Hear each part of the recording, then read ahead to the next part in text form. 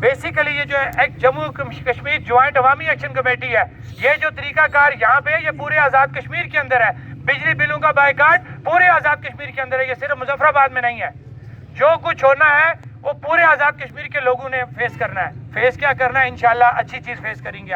آپ تھوڑا سا صبر اور کریں، بجلی بلوں کا بائیکاٹ اور مزید بہتر کریں، اور الحمدللہ آپ کی بجلی کا ریٹ کم ہوگا، غریب کو سستی بجلی ملے گی، غریب دکاندار سستے ریٹ پہ بجلی دیتے ہوئے اپنے پرافٹ میں اضافہ کرے گا.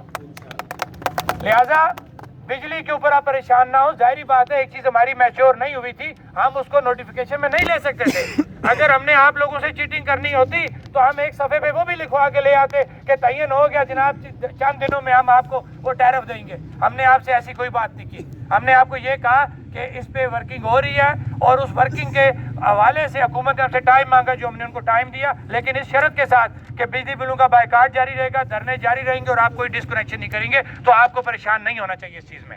اب آ جاتے ہیں ہم آٹے کے اوپر. جو نوٹیفیکیشن ہے اس میں پہلا پوائنٹ آٹے کا ہے. آپ پہلے تھوڑی سی ایک بات سمجھ لیں کہ ہمارے ساتھ ایک حکومت نے ذمہ دار کمیٹی بٹھائی تھی مذاکرات کے لیے، ابھی بھی بیٹھی ہوئی ہے، جس کے چیئرمین فیصل ممتاز راٹھور صاحب ہے. انتہائی نفیس انسان ہے. اب جب وہاں مذاکرات میں ہم بیٹھتے ہیں اور ہم یہ کہتے ہیں کمیٹی والے کہ آٹے کی یہ جو تقسیم کا طریقہ کار ہے، میری مراد پاکستان کا جو ویئر ہاؤس جہاں سے گندم اٹھائی جاتی ہے وہاں سے لے کے ایک توڑا ایک غریب کے ہاتھ میں جانے تک، اس کے اندر اربوں روپے کی کرپشن ہے. ہم نے کہا کہ 6 سے 7 ارب روپے کی کرپشن ہے کمیٹی میں بیٹھ کے، اور کمیٹی کے ذمہ داران نے کہا نہیں، 9 سے 10 ارب روپے کی کرپشن ہے. تو آپ مجھے ایک بات بتائیں کہ جب حکومت خود کہتی ہے کرپشن ہے، اب وہ کرپشن کدھر ہے؟ وہ چند مل آنر کے پاس ہے. اگر وہ کرپشن عوام میں آ رہی ہو نا تو ہمیں کوئی مسئلہ نہیں ہے. وہ کرپشن عوام کے نام پہ کھا رہا کوئی ہے وہ پیسہ، اور کرپشن کی نظر ہو رہا ہے. اب اس میں ہمارا یہ مطالبہ تھا کہ وہ جو میکانزم ہے آپ اس کو ختم کریں. اب جو ہم نوٹیفیکیشن لے کے آئے ہیں آپ اس کو پڑھیں. وہ جھگڑا کیا ہے؟ ہم نے وہ میکانزم تبدیل کروایا.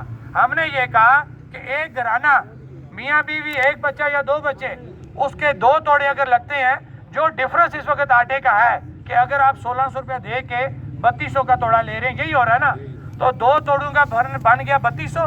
ہم نے کہا جی وہ 4000 بنتا ہے یا 5000 بنتا ہے، ایک گھرانے کا ڈفرنس. چند دنوں کے اندر سروے یہاں مکمل ہو جائے گا. ہمارے کونسلر صاحبان، ایکشن کمیٹی اور محکمے کے بندے اس سروے میں موجود ہوں گے. لسٹیں بلدیاتی بنی ہوئی ہیں، کوئی یہ بڑی کہانی نہیں ہے. انہی بلدیاتی لسٹوں میں سے علاقے کے لوگ ساتھ رکھ کے لسٹیں فائنل ہوں گی. یہ اس نوٹیفیکیشن کے بھی آپ میں آپ سے بات کر رہا ہوں، آپ پڑھ کے اس کو دیکھ لیں اگر میں غلط بات کر رہا ہوں. یہ اس کی میں آپ کو تفصیل بتا رہا ہوں. اور آپ